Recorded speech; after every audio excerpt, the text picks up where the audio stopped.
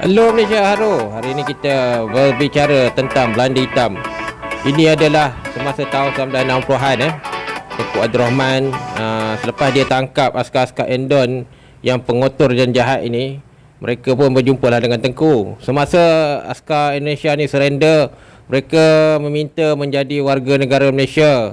Mereka juga mengaku bahawa mereka terhasut dengan Soekarno yang komunis tu.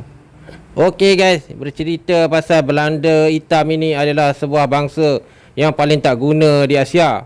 Jika anda lihat tahun 2026, negara mereka dah bankrupt. Tak ada siapa nak datang melabur ke Indonesia sekarang ni.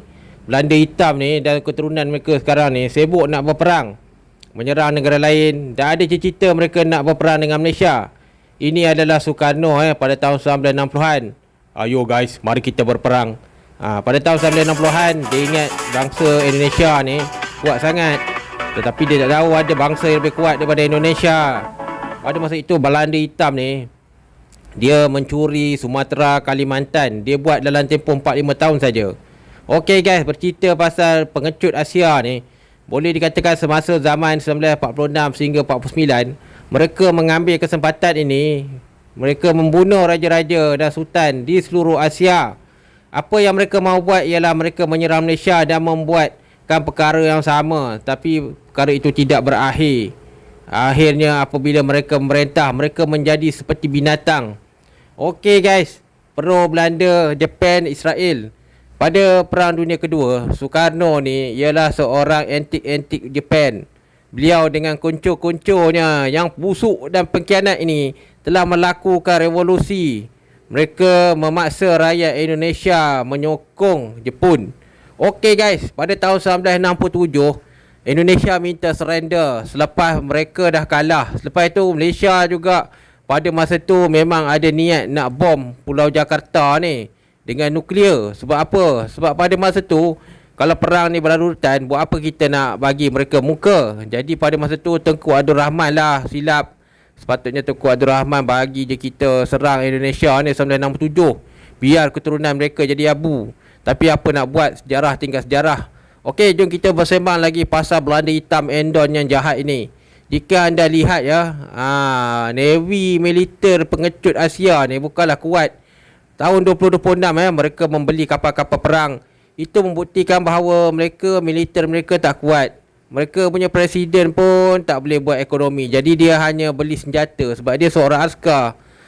Dia tergopoh-gopoh dan akibatnya TKI di Malaysia terpaksa membayar hutang-hutang ni. Dah lah pada tahun 1966 minta surrender, kata bangsa kuat tapi bangsa pengecut. Dan kita lihatlah pada masa 2026 ni Indonesia dengan Navy mereka bukanlah kuat sangat. Kita boleh jajah mereka, geng. Okey, bercerita pasal moyang Endon ni, Belanda Hitam ni.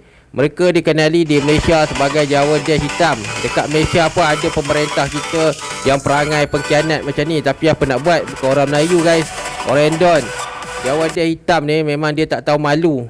Khianat ni mereka ingin mencapai cita-cita politik mereka. Kerana jika mereka berkuasa, mereka akan dapat banyak projek. Okey guys, lebih kejam daripada Belanda Memang betul lah.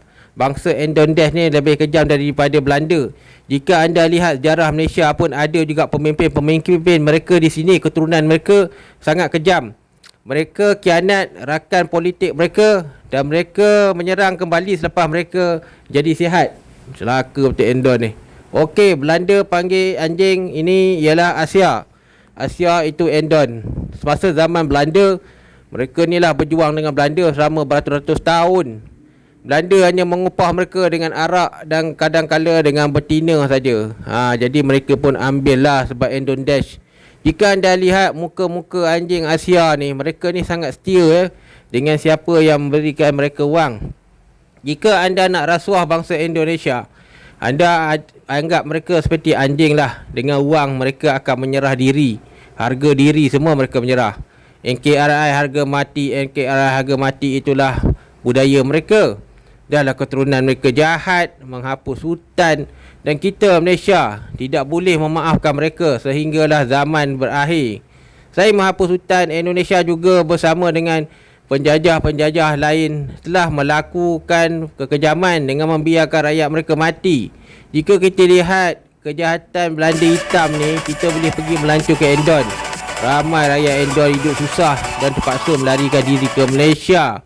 Pada tahun 1960-an berakhirnya rejim Endon Dash ni kerana tanah Melayu pada masa tu telah menyerang dan mengalahkan mereka. Boleh dikatakan semasa menangkap askar Endon ni, mereka terkenal dengan budaya menjerma setan dan juga makan daging manusia. Memang jahat guys. Okey guys, saya membunuh musuh. Mereka ni memang daripada dulu tak suka orang Melayu, tak suka orang Aceh. Sehingga sekarang mereka menganggap bahawa bangsa anjing mereka ni lah yang paling kuat. Tapi sebenarnya mereka silap. Jika berlaku perang sekali lagi, mereka akan dihabiskan oleh kita di Malaysia. Okey guys, ini adalah 1942 tahun serang Dash ya. Semasa ni Endon telah bersekutu dengan Jepun untuk melawan Dash, British dan juga Amerika. Tetapi mereka kalah geng. Siapa nak sokong negara jahat seperti Jepun tu? Okey guys, inilah keturunan Indonesia ya. Keturunan Indonesia pada masa sekarang anda boleh lihat ya selepas ni. Daripada dulu hingga sekarang keturunan ni memang tak guna lah. Memang Endon ni kalau anda nak tahu memang bangsa paling tak guna lah. Kalau anda pergi ke Endon, anda boleh jumpa lah muka-muka Jakarta Belanda hitam ni. Keturunan yang paling tak guna di muka bumi ni Endon. Di Malaysia pun kita ada keturunan Endon, menipu, pengkhianat. Lepas tu kita ada keturunan Burma, Kemboja ya. Tapi saya malas nak cadangkan siapa, tapi memang jahat kan, suka khianat.